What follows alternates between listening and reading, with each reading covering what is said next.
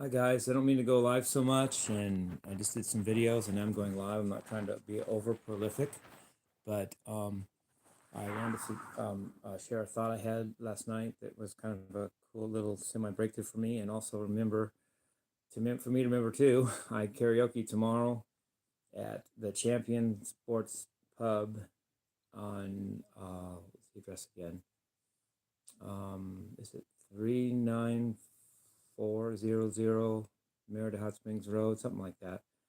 Suite 123A, and it's between 7 and 11 tomorrow. If you guys want to check me out, I'm going to karaoke. I'm going to do 5 songs. Um, um, I did 4 last time. One of them I'm going to change, and then I'm going to add one to make 5. Okay, now here's the idea I had. Hopefully this won't take me too long. There's an old adage that the 60s, 70s, and 80s always said sex, drugs, and rock and roll.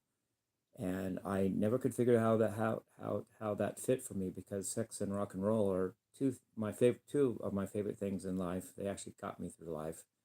But drugs I consider not good. I never did them, and I don't like them, and they don't do anything for me. And I almost thought, well, then it's you can't have two things. You can't say sex and rock and roll. It doesn't make a whole saying. And I didn't know what else to put in there, so I just thought, well, I don't know, maybe that saying doesn't apply to me. But I thought of it last night, and I thought about how to alter that saying to make it fit me. And sex, God, and rock and roll. Those are the 3 passions I've had in my life. Sex, of course. God. I've studied religion and the Bible, and I grew up going to church, having to, and then rock and roll, which is music. And I figured, and I could almost put math and science in there, but that wasn't really a passion for me. That was just something I was good at, and I was just a really good rat on a treadmill and jumping through a bunch of hoops, and I was good at performing at it, but I don't think it was a real passion for me. It's just something I could do really well and did for a while. So with those are my 3 passions: sex, God, and rock and roll, and that way I can focus my energy on any of those things at any given time, and that saves the analogy, keeps it working for me, but makes it real for me, because I don't do drugs and never have. So anyway, I just want to share that with you, guys. I thought that I had a thought too about deception, and I thought a great deception teaches you a lie.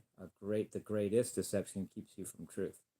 So uh, if the deception was for me to not understand the saying, um, I how do I put this?